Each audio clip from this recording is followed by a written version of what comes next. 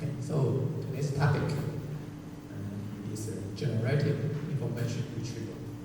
So it will be, I'm considering to use this topic as our term project. So please pay attention on it. So I hope maybe at the end of October we will announce our term project. Okay, should be related to this.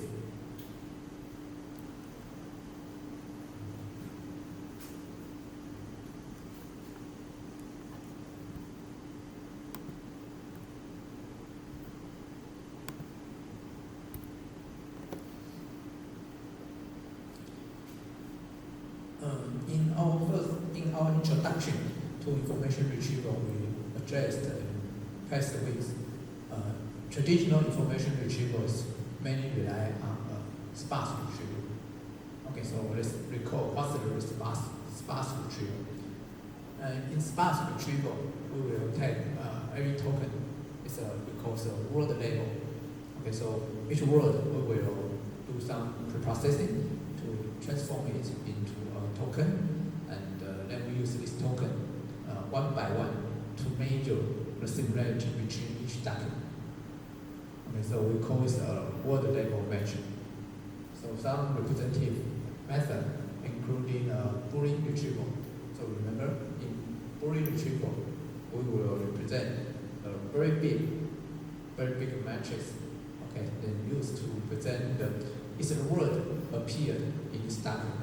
Okay, you can use a Boolean matrix or use a inverted file to keep this record. Okay, so like the Boolean retrieval, and use all the TF-IDF or use the BN25.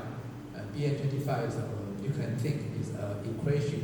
It's a modified TF-IDF equation.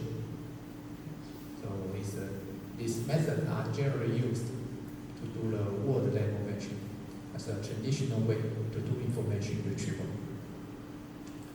And because now the deep learning is so popular, so we also it's turned by using the deep learning, we turn to use the dense retrieval. Okay, so in dense retrieval, we can use some deep learning models like encoder, generally an encoder model. For example, BERT is a very famous used to do it's called a bidirectional encoding to transform the text document. Okay, so it's the backbone is the transformer. Okay, so BERT is a very famous encoder to encode your document into a vector representation. So therefore, each document, also including your query, so any text information, we can use this model to transform it into a vector. Then any two vectors, we can compute their similarity by just compute their inner product or cosine similarity. Okay, so this is called dense retrieval. It's because so you see the sparse and the dense. The main difference is in sparse retrieval, your representation for each document is very sparse.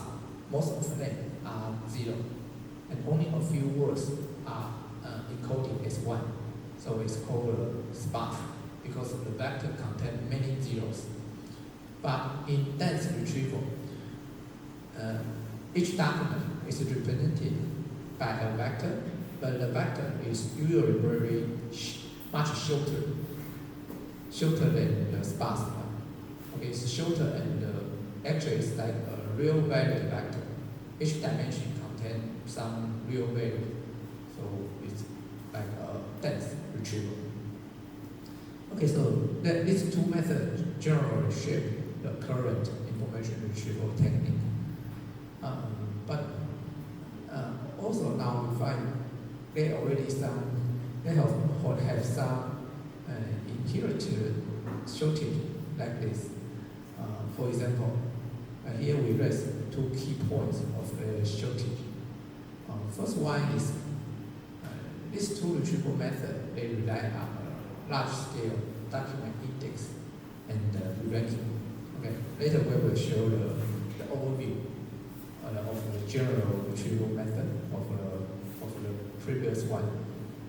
Okay, so if your document is large, you need to build also a very large index structure and then perform the re-ranking for your after the index, you will generate some candidate. Use this candidate to do the re-ranking. Okay, it's a general method. We will address it later. And the second shortage is the general retrieval. The traditional retrieval way is difficult to be optimized end to end.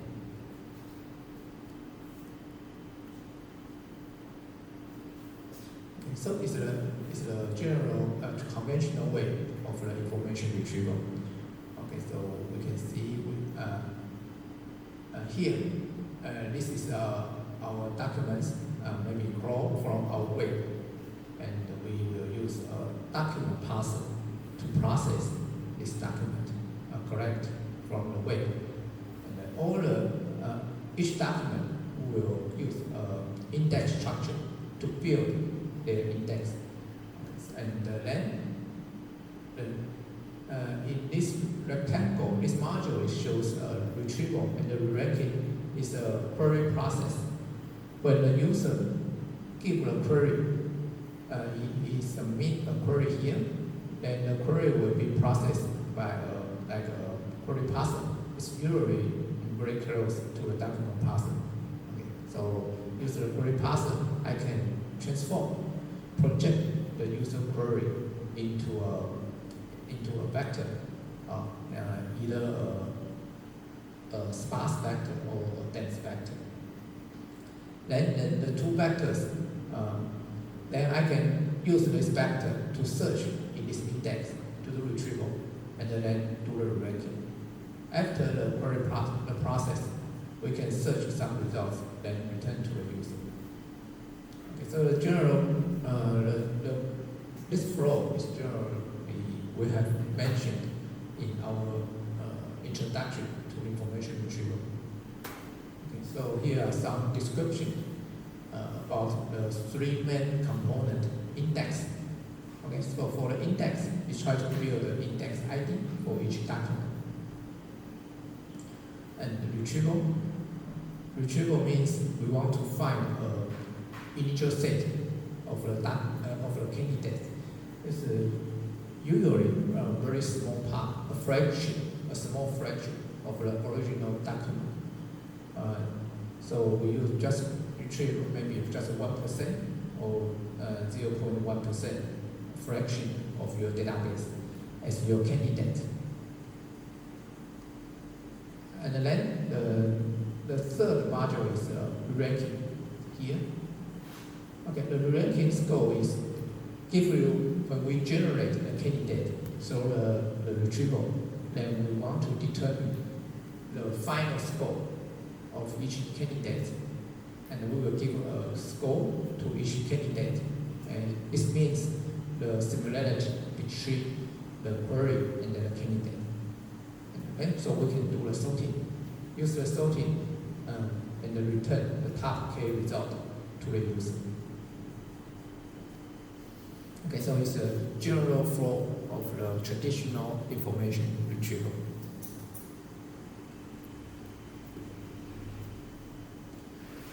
So it's a real case, real applications. We can see it works like this. Okay, for the index module, okay, here we want to store all the documents and organize them into some data structures, or like in a inverted index structure like this. Okay, so use your term and the documents association to build such an inverted index. Or you can use some like clustering or tree structure to organize this document. Because of these documents, if you use the clustering or use a tree structure, to organize this data, and some similar document will be put in the same region, in the same cluster, or in the same tree node. So some part can generate a semantic, because they are in the same cluster. Or we can treat all the document in the same cluster or in the same node. We consider they have a similar concept, similar semantic. Okay, so it's also called semantic-based vector indexing. Okay, if we use the clustering or you use the tree structure. Okay, so it's a traditional way to build a data structure. The main idea is, the main goal is, we hope to use such a data structure to organize your large-scale data set and make the retrieval more efficient. Okay, so this is the goal of the index. And for the retrieval, you try to, when you process the user query and the retrieval, the goal is to, based on this index structure, we should to find a small set of candidates from your large corpus, and this is the goal. We want the retrieval to be an efficient retrieval. Such the retrieval, you can, for the term-based, you can use based on the inverting index. Then there are some measures to calculate, to correctly find the it should be like a filter, a very efficient filter to find some candidates. Or you can use some very simple indicator, some measures like the BN25. It's a very simple calculations. You can find which one we guess is roughly similar to your query. Okay, so like BN25 used in term-based retrieval, and also some others like the dual encoder, it can be performed on a dense retrieval. Here are some it's an insight, key ideas how to design an efficient retrieval. Okay, so it's basically we want to retrieve. The retrieval is trying to retrieve a small set of candidates from your corpus. Okay, and because we want to just quickly filter out some dissimilar data from your corpus, so it should be very efficient. So we will use some very simple equation to calculate the score, and it performs like a coarse grain filter. Okay, so this is perform a coarse grain filter, and next in re-ranking module is performs a fine grain filter. Okay, so in re-ranking we also hope it's very fast, but the main goal is we want the ranking can perform a more complicated calculation, so that we can get a more precise score between the query and the candidate. Okay, so here are some ranking method like LTR. LTR means learning to rank. You can train a model, use the SVN, or you will use some neural network to develop such a learning to rank models. And also you can use the deep learning to do the ranking. Okay, so they are all the very well-known methods to deal with the ranking.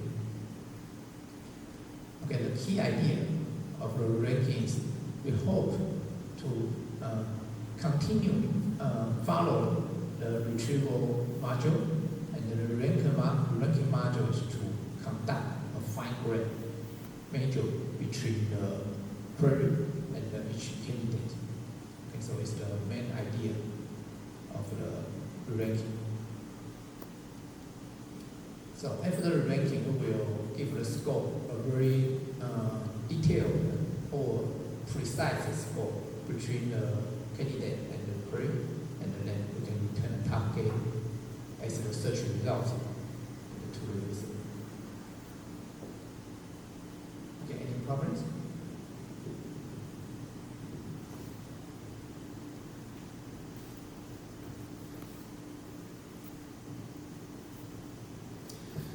Right, so it's the conventional way to do information retrieval. And but now we are talk about what's the main problem of this architecture. Okay, the main problem comes from the efficiency. And in my opinion, such this is conventional way is can get a high accuracy in the information retrieval. But now we consider its efficiency. So if we consider the efficiency, you will find, because if in a large scale document, in a large scale corpus, because each document you have to generate an index ID for each document. Alright, so a document index is, because in the search we also need a very large document index structure. Okay, so you are not only store the raw data, the raw data vector, you are not only store it, but also you have to store a very big index structure. Okay, so for example, this is a data set I call MS Macro. It's a 3000K data set. So actually it's a question answering data set. So the size is about 300K. Okay, in this data set, okay, how many data, how many memory it has been stored in here. Okay, in total, if for a dense retrieval, you just turn all the data and all the document into a vector. Okay, the memory size, you have to store all the data, all the vector data, and the index structure you need. Okay, so 1,430 megabytes. Okay, so it's we think it's a very big storage to store this data set. And because your data set, you use so many memory, and it also influence your search time. Okay, so the search time, the computation time, the inference speed, the latency is estimated about 1 point. It's close to 2 seconds to do a question answer. Okay, so we also consider the inference speed is not very fast. Okay, so it's all because we use a lot of memory. So to process this huge data, it's also influence your search time, your inference speed.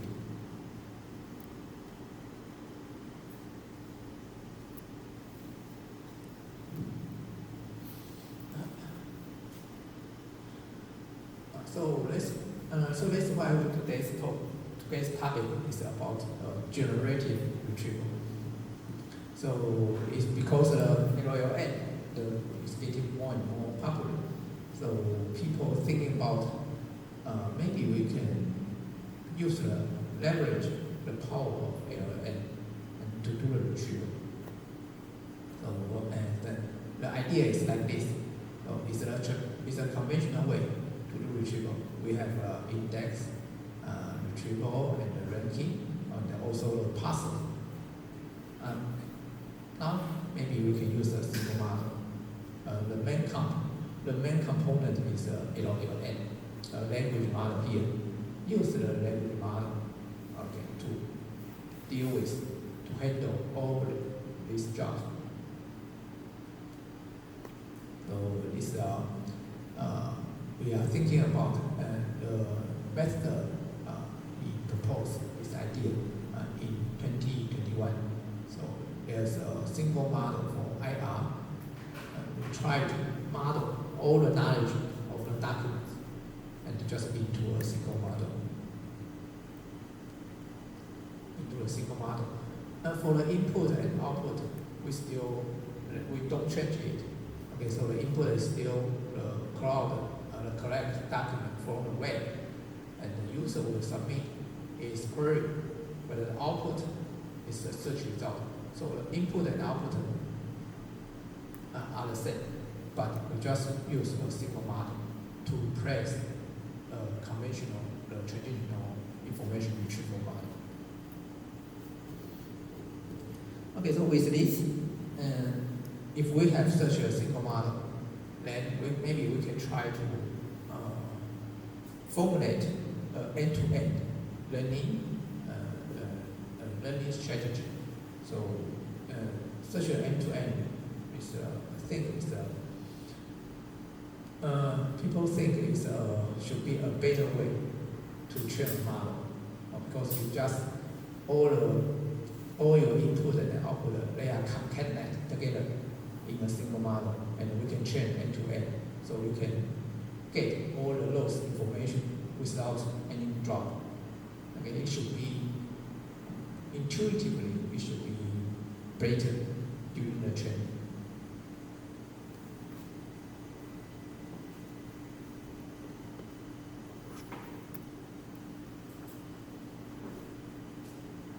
Alright, so this idea is generally success. They get a successful result. So we see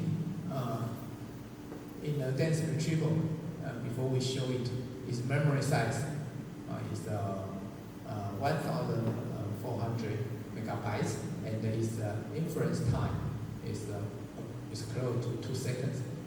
But now they propose generative retrieval. In their model, their memory reduced a lot. It's reduced to 800 megabytes. And the inference time is reduced more. It's only 0.16 seconds.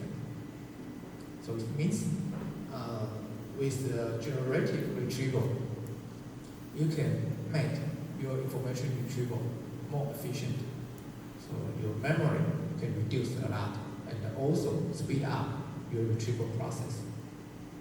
So if we can design such a lightweight generative model, so you can make your information retrieval more efficient, but the accuracy is not guaranteed.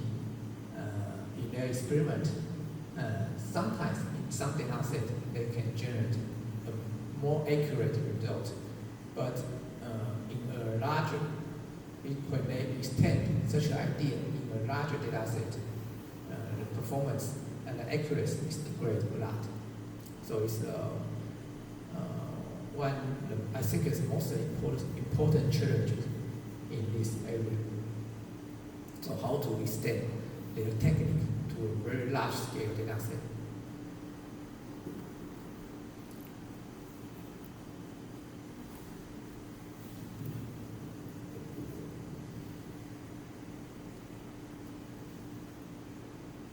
Okay, so this is today's topic to generative information retrieval, abbreviate as Gen-IR. Okay, so in Gen-IR, so it's generally use the language model to transform the IR system to use a generative way to complete this task. We can divide this area into two parts. One is the generative retrieval, and the second is the response generation. Okay, later I will use another figure to tell you the difference. And the key to be successful is first we need build the model that is good enough to memorize all the knowledge. The knowledge is your document, your corpus. So you have to have a sufficient memory and to keep the knowledge from your corpus. Okay, so it's the first point. And the second point is that we should also use this model to recall the association between your knowledge and the documents.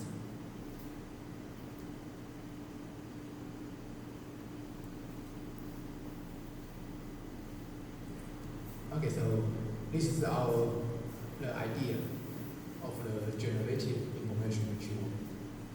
Okay, so give the query and we use the language model, including the encoder and the decoder. And the encoder is to encode your query, your document into vector, and the decoder will decode it to generate the document ID in your database. It's a general overview of the generative information retrieval. Okay. Later we will show a large size figure of it. And with this idea, we can have some. Such idea is already extended to many applications, like factor verification or entity linking. Okay, the entity linking is an application that to identify the meaning of the entity. Okay, so here is it raises an example like what is the price of a car model called Lincoln. Okay, so Lincoln, for Lincoln is for this noun, for this word, it usually has several different meanings.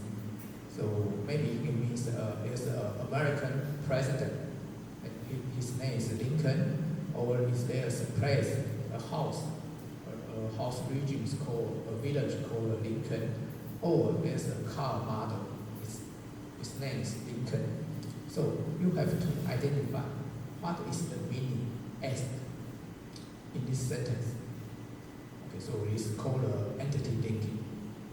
So the user, according to analyze, is per context. So we should know, okay, the user is asked about the price of a car. So you should link this entity, Lincoln, to a car, not the president, American president, or some place. So this is called entity linking. Or like a general, a very popular application like a recommendation, or in dialogue, in QA, question answer, or slot filling. Slot filling is it's like a quiz. Okay, I give you a quiz. You have give many empty slots, and you should give me the correct answer. And this is done. We can use it to test your intelligence of AI. Okay, it's called a slot filling. Okay. Any problem?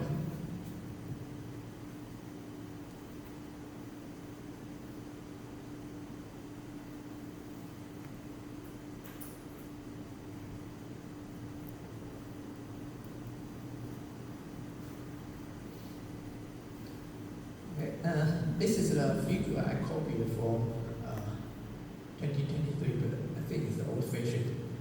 I tried to find a new one, but I think this figure is very popular, so I still use it.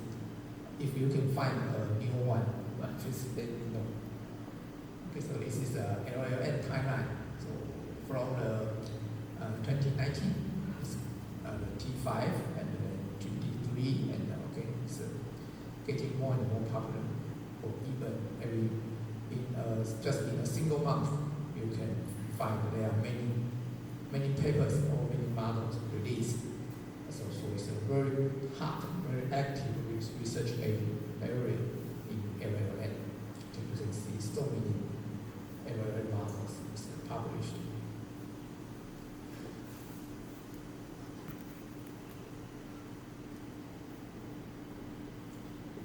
How about the generative retrieval? So I think it's also very active, very hard research area. So you see from 2020, okay, you find there are almost every 1 or 2 months there's a new model released.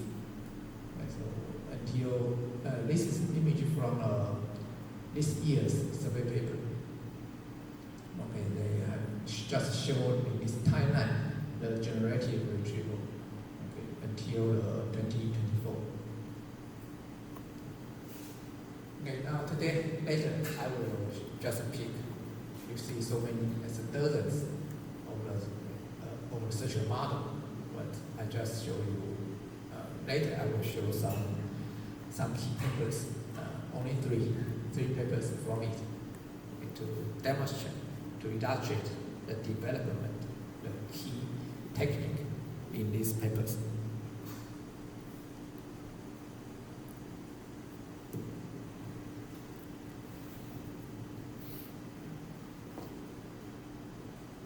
This figure is copied copy paste from the survey paper.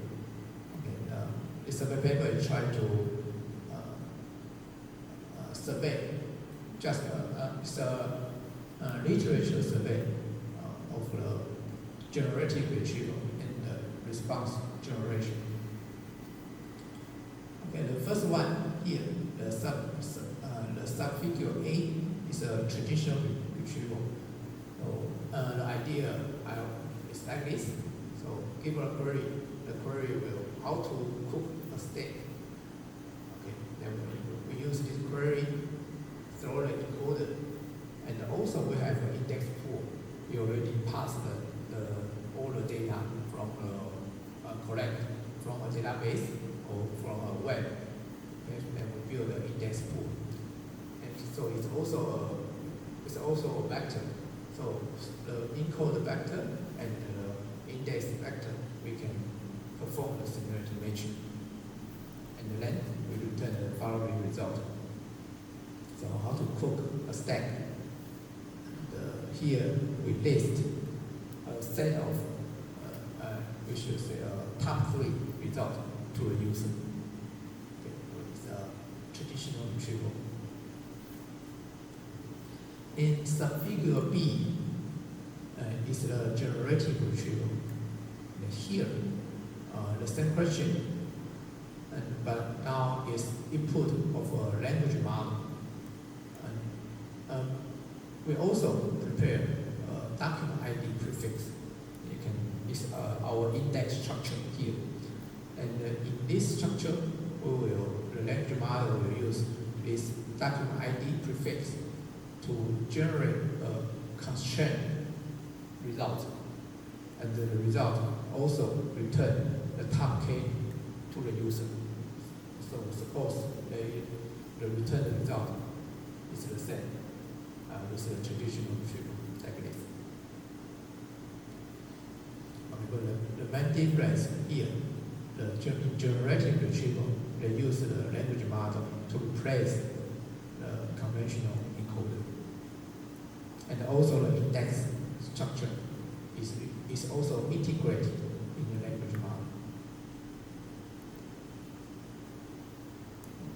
So this is the generative retrieval. And for part C, it's called a response generation. In this part, it can generate a direct information to the user. So maybe this will be a more promising way to deliver the information to the user, because the above two, the previous two methods, they will give the user the top K result.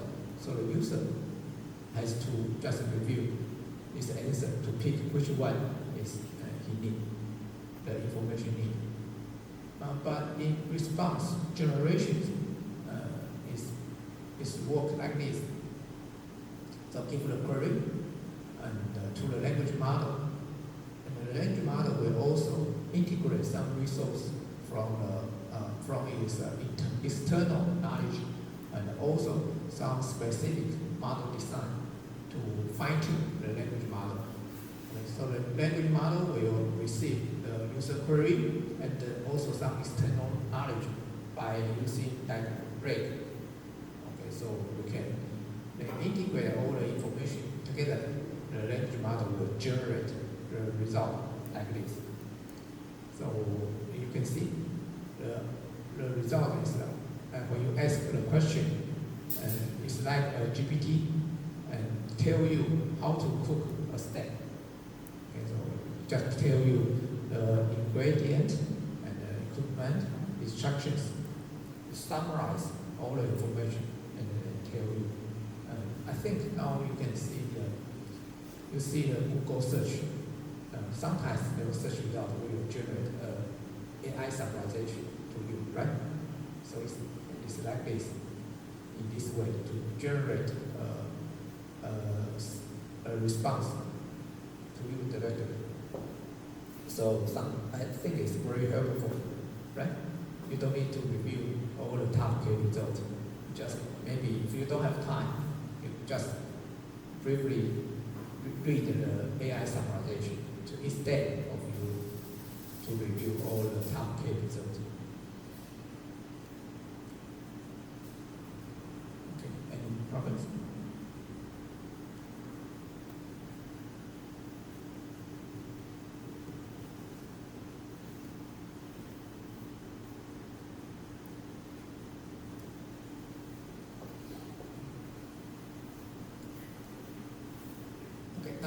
Today, in today's talk, we will put focus on the generative retrieval. And I should say, we put focus on this one, generative retrieval. And for response generations, will be maybe next time, next semester.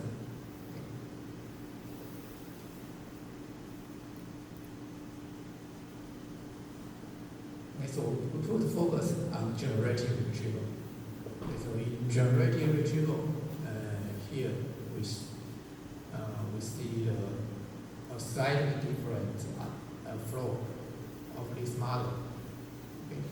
Give a corpus collect from the web, and we will first to construct the document ID for each document in the corpus. Then we also build some rules. Should say some algorithms to do the prefix to constrain your search. So all the algorithm and then your document ID are integrated in your language model.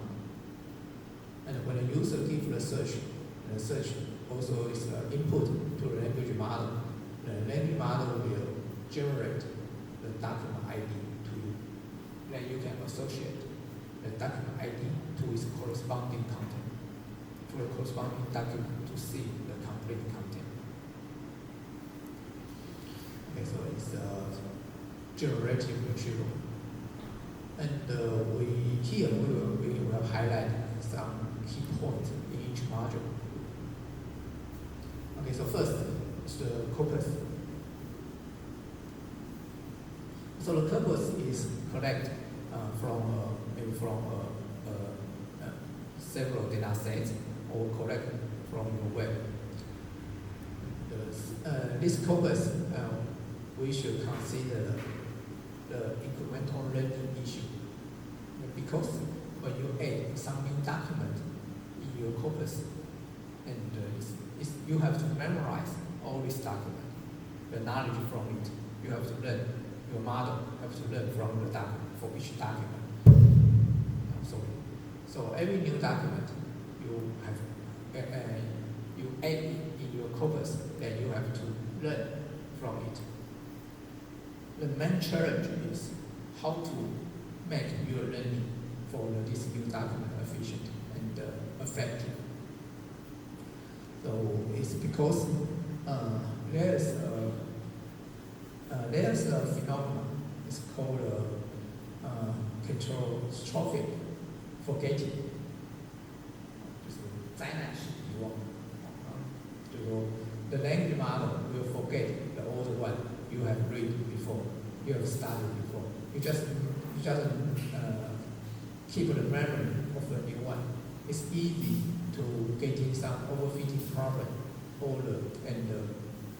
overfitting for the new document and forgetting for the old documents. So if you continue incrementally to do the learning, you have to face this problem. So it's we call this first challenge when you do the incremental learning for your purpose. 就是你有一个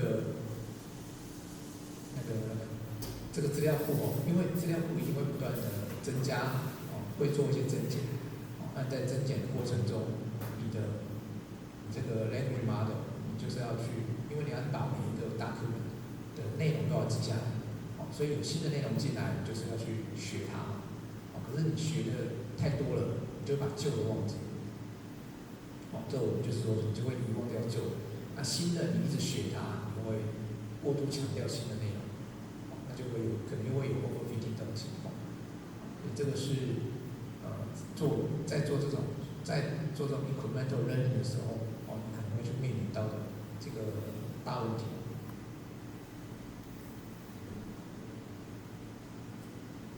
Okay, any problems?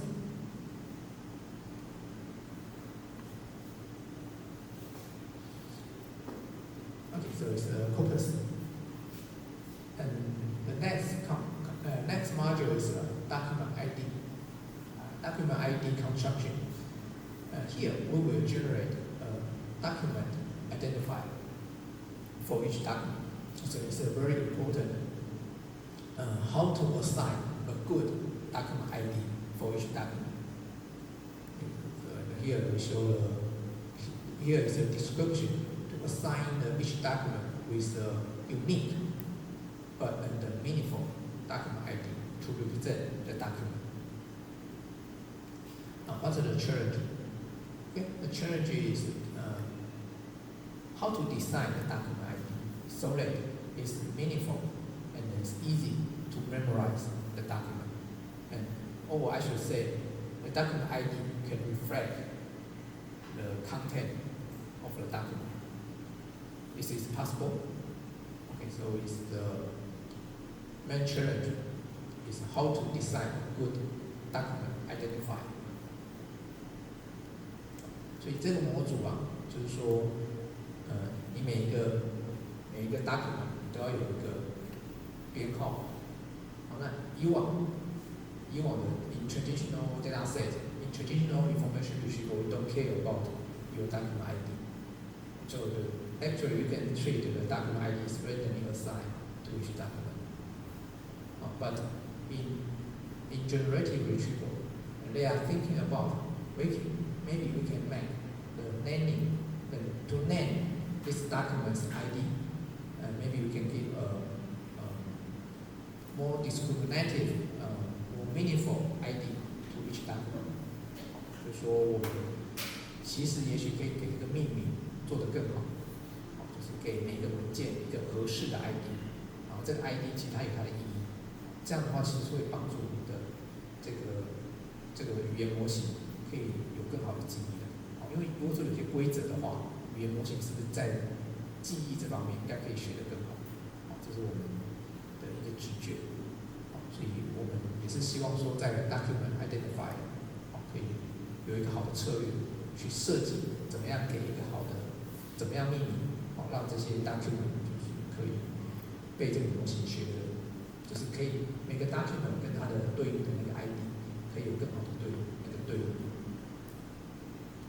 Okay, so it's called document identifier. Any problems?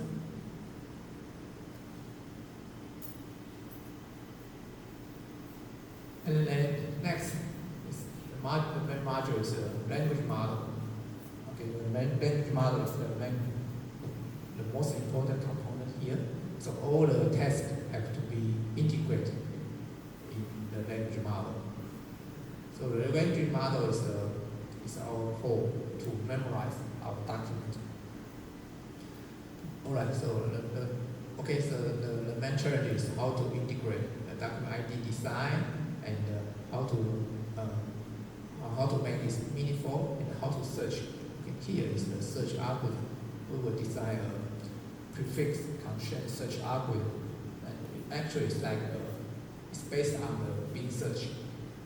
But the bin search is we can design an effective or efficient way to do a bin search.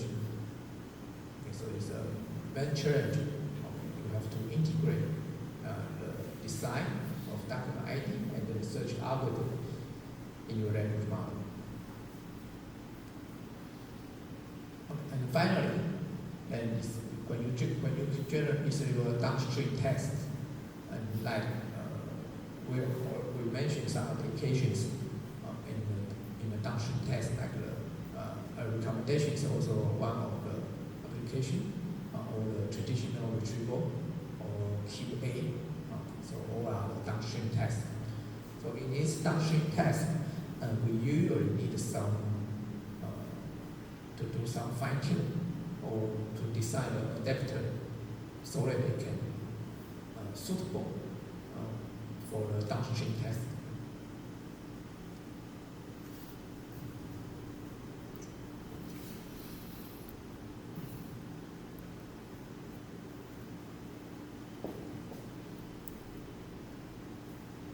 Okay, any problems? So general overview of the generative retrieval.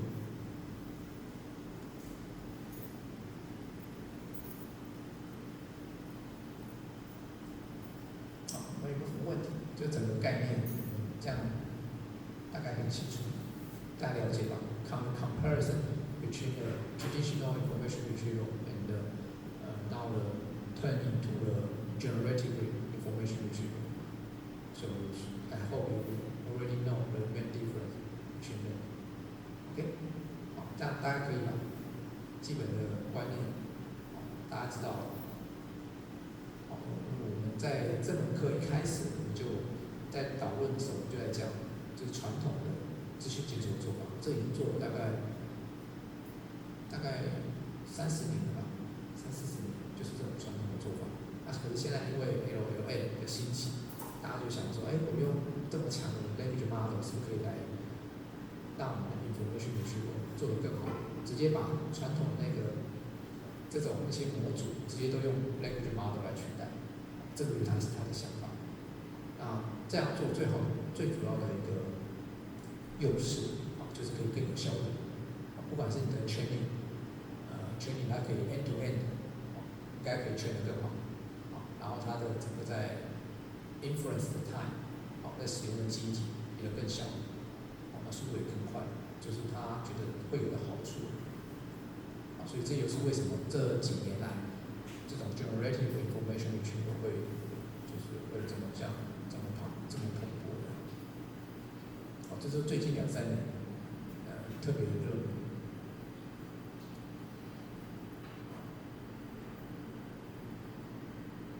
Okay, so it's a general summarization of generative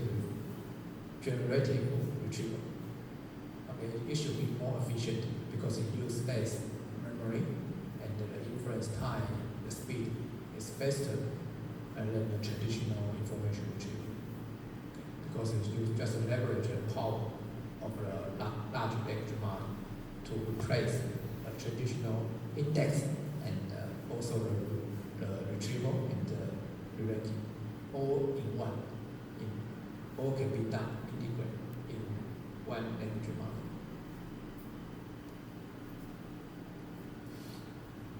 All right, here comes some equations here.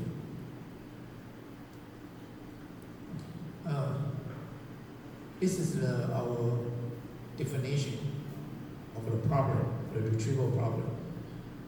Given the document collection D, okay, and the user query Q, we want to measure, to calculate the relevance score between the D and the Q. D is each document, and Q is the user query. So we want to measure, calculate the relevance score between them. So here are 3 equations. The first one is sparse retrieval. We use the TF-IDF to use the equation to express the main idea. Okay, so to calculate the relevance score, okay, you just take. First, you can suppose they are organized in inverted index. Okay, so you can use first you find the intersection between your query and the given document. Use the intersection and as your token, okay, your turn. The common token appear in query and the document. Then you can use the turn TF-IDF is a value. So remember, we can remember how we use the turn frequency and the time with the inverse darkening frequency together. So use according to a given turn and a given darkening. We can use this value time with another value from the given turn and the query. And this turn is a common turn appeared in the query and the document. Okay, so we just summarize them together. And it's, we can calculate the relevant scope. Okay, any problems? Okay, it's a very compact way, a concise representation to express sparse retrieval. 好，这是一个蛮精简的表示法。当然，你可以写成不同的。Also, you can express it in a different way, but it's very concise. It's a concise form to represent sparse retrieval. And for the dense retrieval, okay, remember in dense retrieval means we will turn each vector into a dense vector, short vector. Okay. Or it's also called a deep representation. We can express like this, given a query and a document. So we have an encoder for the query and an encoder for the document. But in most model, most system, they will use the same encoder to encode the query and the document, as to make the whole model to be simple. So after the encoder is a vector, okay, so we can compute the similarity by using cosine and as a relevance score. And for the final, for the generative retrieval, is expressed in this way. So we already see it many times, right? So given a query and the document, and actually we want to calculate the probability given a query and the model parameters. What is the probability to generate the document D prime? And it's calculated by use. This is a auto-regressive technique.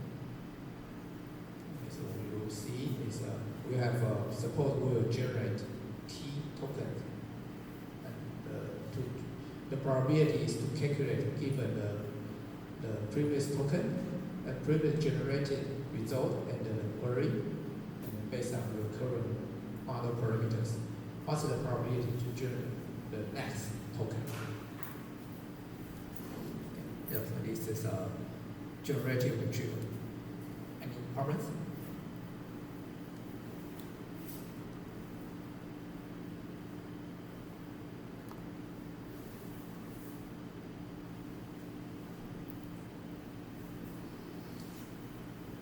All right. Here I show the general overview of the generative retrieval. This figure shows the general architecture. Okay, so given the input here, the input is your query, treat it as a document too. So this document is also you will throw an encoder, and use this encoder will generate with the next to the decoder here. So the decoder will start to do the generation. Okay, so give your encoder use according to the encoder's result. Okay, then we can begin of the sentence to generate your first token. Then based on the first token to generate the second, and the next until we reach the end of the sentence. So we just continue to output it. So generally it's the auto-regressive way to generate your result like this. Okay. So it's a transformers method to generate the result. Okay, in generative retrieval, we will directly generate the identifiers. So it means I give you a query, input your query sentence, and the output will be the document ID here. Here, x1, x2, and xn, they are now they are in here. They are the document ID. You just concat all this document ID together. It's to be a representation, a document representation, identifier of the document. Okay, so the output will be the document ID, and the document ID should be relevant to your query. Like this means the document ID is correspondent document should be relevant to your query. And generally, it's a sequence-to-sequence encoder-decoder architecture, and perform to generate the document ID in an auto-regressive fashion.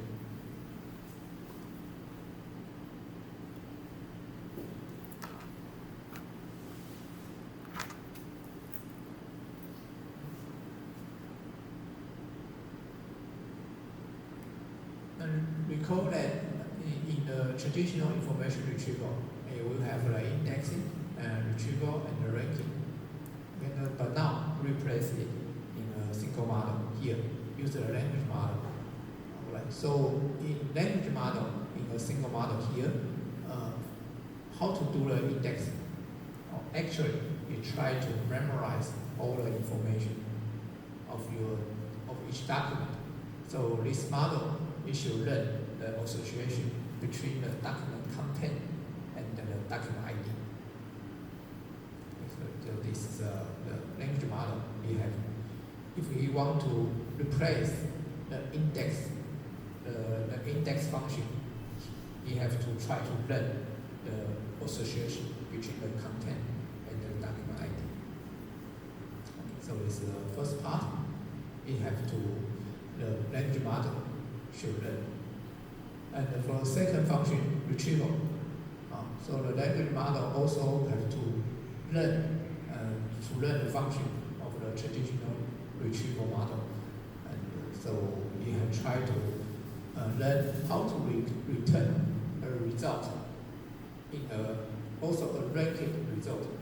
So it should output several document IDs as a real candidate. So return to the user is performed like in the traditional way. After the ranking, you will return a set of the top K to the user. So in the language model, we will do the same thing. We will try to rank. The language model will try to give a ranking. Actually, it's a probability. You will calculate the probability for each candidate and then return to the user. But the generation is also auto-regression to generate the result.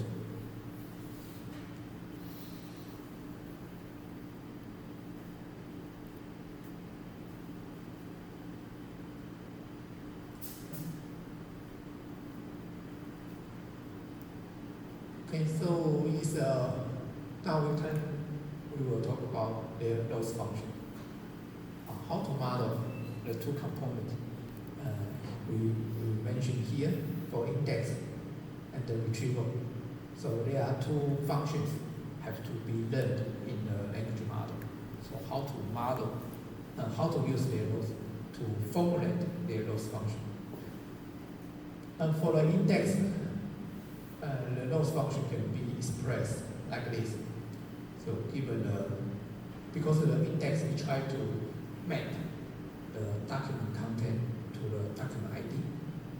So we can formulate a loss function in this way. So given a document data set, and there is the correct answer, and there is model parameters. So we can express like this. Okay, so generally it shows that given the document and the model, given a document, what's the probability to generate this document ID? Okay, so we take this probability and take a negative log. So it means that the document, if the document should generate the document ID, okay, so their loss, their probability should be as high as possible, so that its loss will be small. Okay, so it's use this loss function and throw the sequence-to-sequence model, and we can formulate the index loss. 好，所以简单来说就是因为最主要的 index 在索引阶段的时候，我们就是要把每个 document 它的那个每一个 document 根据它的内容产生一个对应的 document ID， 所以它的 loss 是什么？它的 loss 应该就是我给你这个 document， 你会产生这个对应 ID 的几率就要越高。好，比如说它的这个 document， 它的内容它的编号应该是编号100，好，那你产生编号100的这个几率应该就是要越高越好。这样的话，这个 loss 就会小。好，那我们就去学，就是要去 try to learn use this loss function to learn the mapping between the document and the document ID.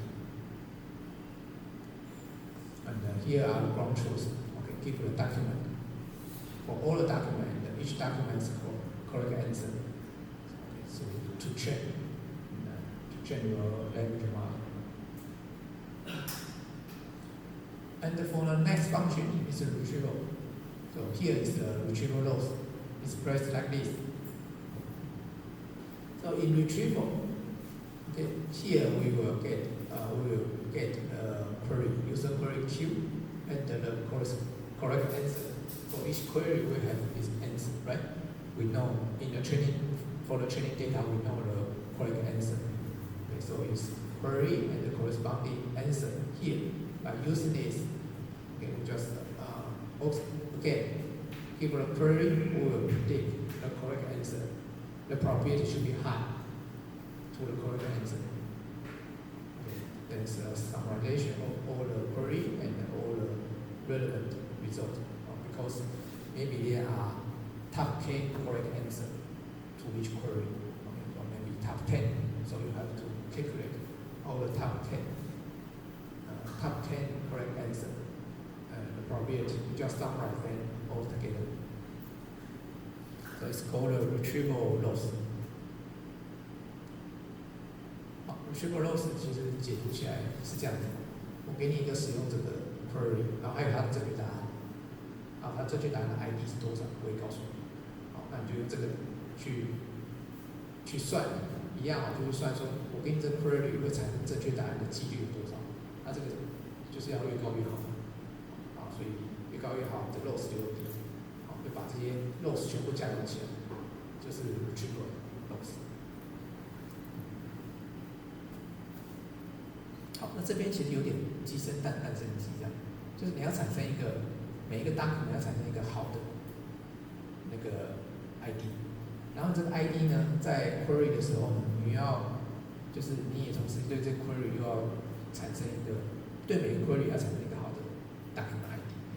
好，那它其实会有两个不同的标准答案，好，然后可是彼此之间就互相影响。重点是那个 document ID。它扮演一个非常重要的角色，它在 retrieval 还有在 index 都是一个关键角色。The key point is how to generate a good document ID in your retrieval loss and also in your index loss.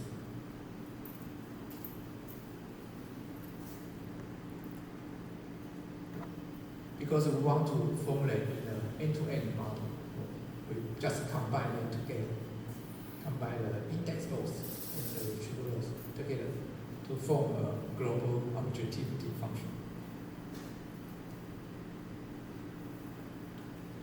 Okay, so during training, we can formulate it as optimize it in an end-to-end global loss function.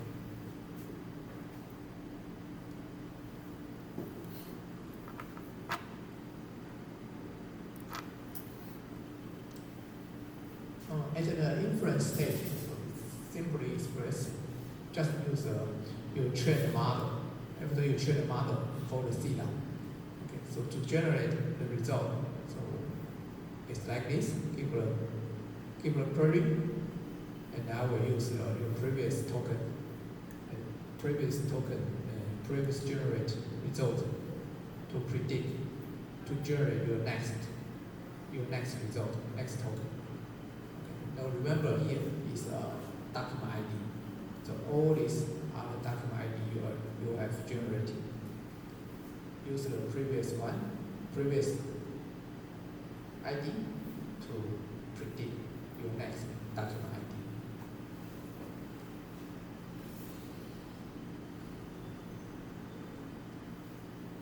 Okay, any comments for the inference stage?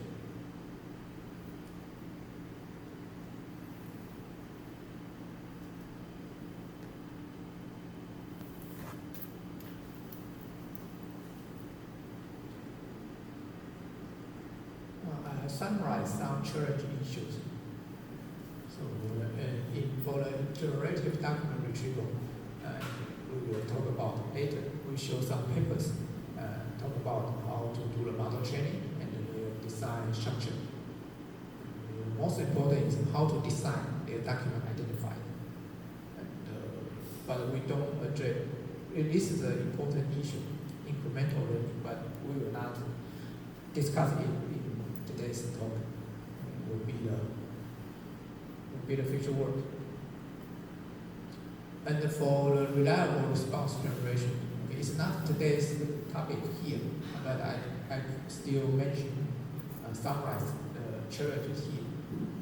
So we will have to consider how to augment your external or internal knowledge.